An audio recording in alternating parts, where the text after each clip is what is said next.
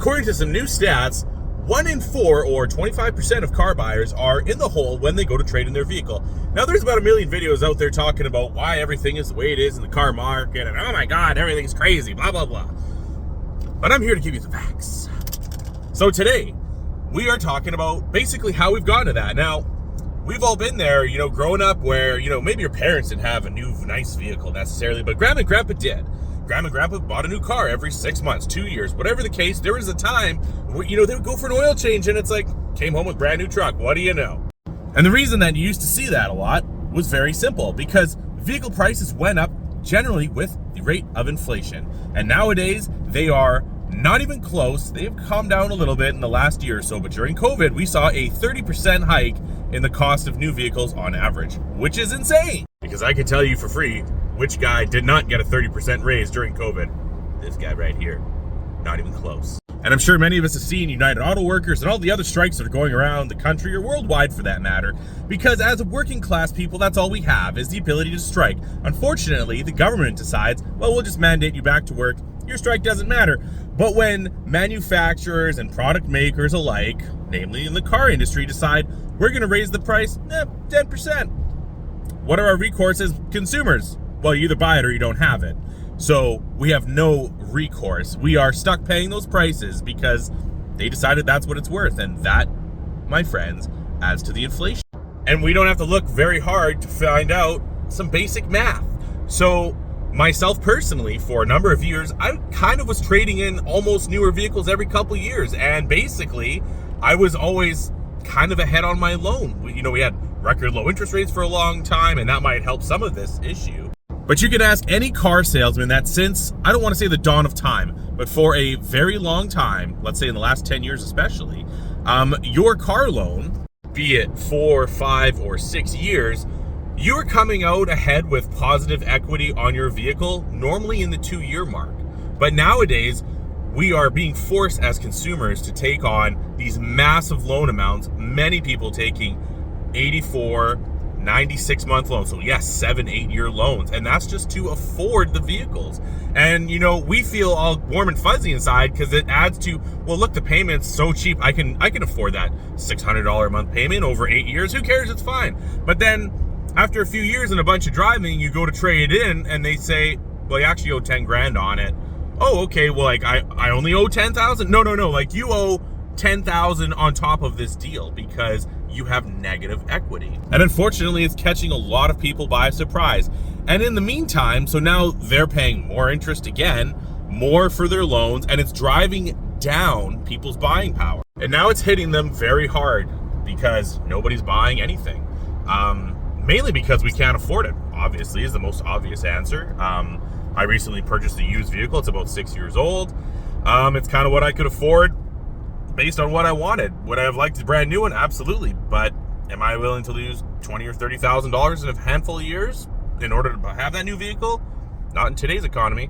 I guess we can sit here and say the novelty wears off, but you know what? There is a nice feeling when you go in and buy a brand new vehicle. And you know what? It's for you. It's for your family. It's safety. It's everything, right? I mean, it's going to be better on gas. It's going to have more airbags, more safety features, more creature comforts. Technology just keeps increasing year after year, and it's never going to go backwards, clearly.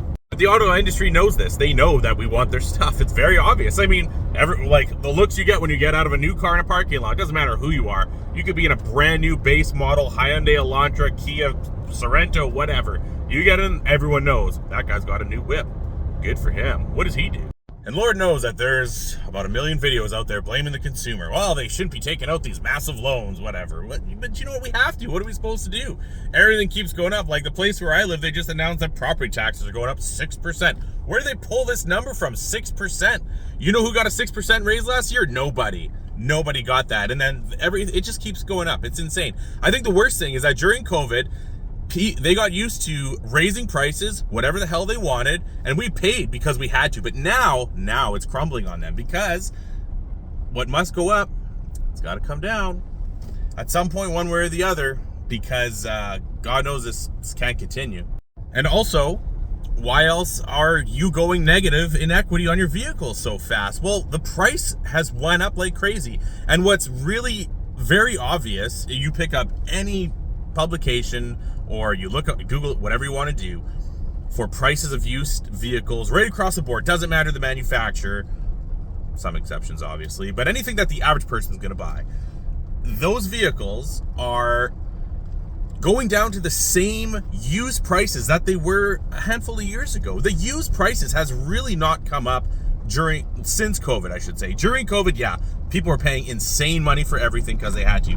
But those numbers have severely come down, and really they've come back down to real life scenarios again, which is, your average trucks and whatnot, you're going to be seeing used in the $30,000-ish range.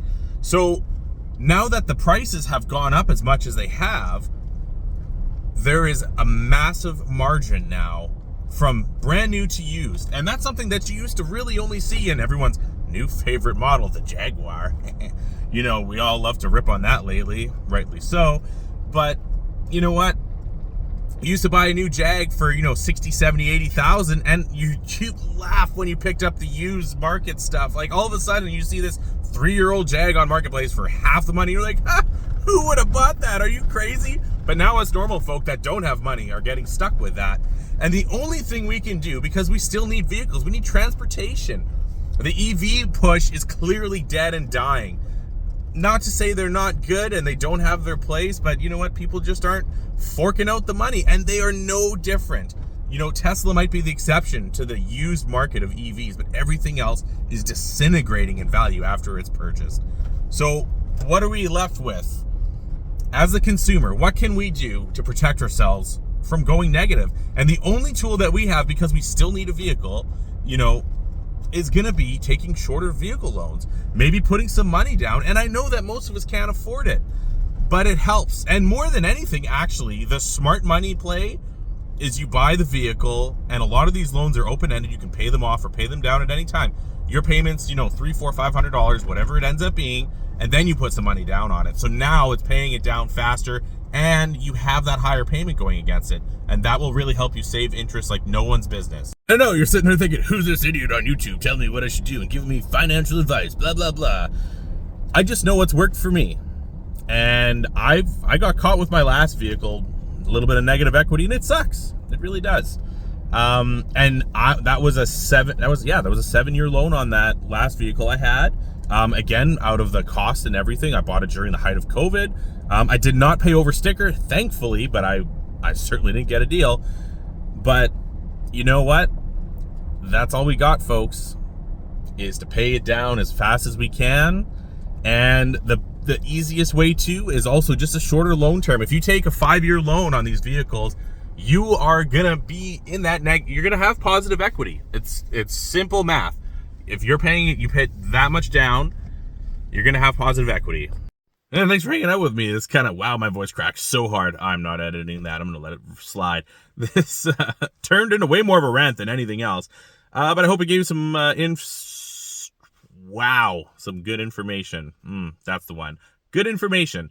And if you think I'm wrong, I'm happy to hear whatever your opinion is in the comment section. So as usual, like, comment, subscribe. And if you hated it, just subscribe anyway, because everyone knows that statistically speaking, if you hate me, we're actually best friends. You just don't want to admit it yet.